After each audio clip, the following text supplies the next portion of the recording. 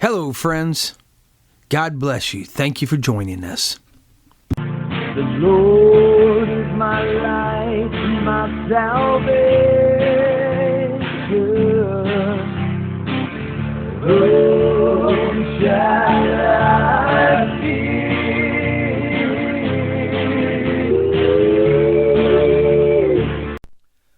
The Apostates in the Apostasy, Part 4, what the Holy Spirit says. Now the Spirit expressly says that in the latter times, some will depart from the faith by devoting themselves to deceitful spirits and teachings of demons. 1 Timothy 4:1. For the time is coming when people will not endure sound teaching, but having itching ears, they will accumulate for themselves teachers to suit their own passions, and will turn away from listening to the truth and wander off into myths. 2 Timothy 4:3 and 4. When the Holy Spirit speaks, we had better listen. However, many ignore His words. In the book of Revelation, Jesus continually admonished the church to hear what the Spirit had to say. Apostasy means to depart from the faith.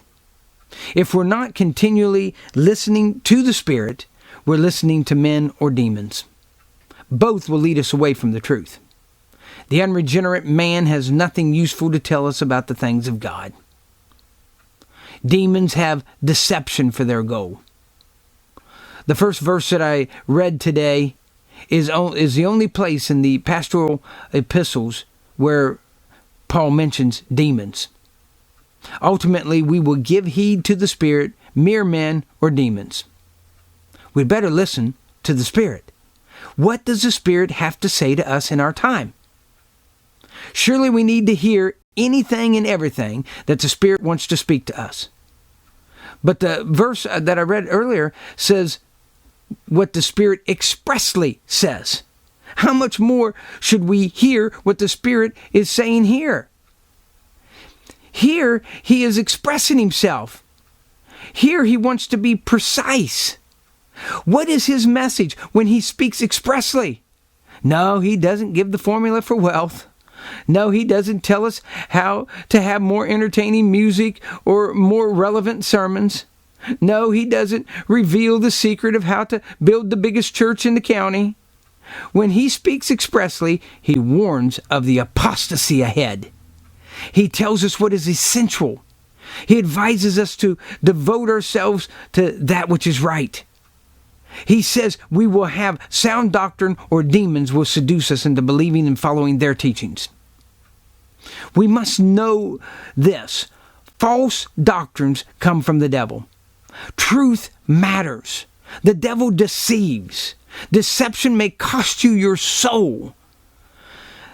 That is why for over 20 years that the church that we belong to, Jerusalem Church, has existed as an independent congregation that belongs to the Evangelical Association. Truth has mattered to this church, Jerusalem Church, of which I'm pleased to be the pastor. Thank God. See, Satan is the grand imitator.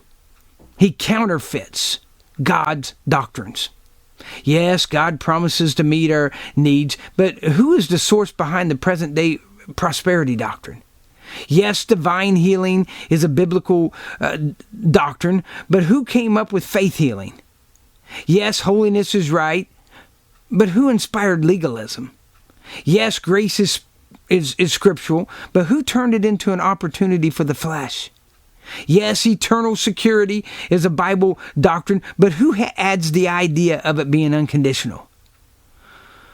Who is behind the teachings today like that of the New Age movement, the emerging church, universalism, liberalism, and so many more that I could list here? Humanity's confusion is one thing, especially in a world, in the unbelieving world, but the false doctrines that are spreading within the church world is frightening. It is apostasy. And the Spirit expressly says we must embrace the truth and guard against the counterfeits in the latter times. Let me close today with 1 Timothy 4:16. Watch your life and doctrine closely.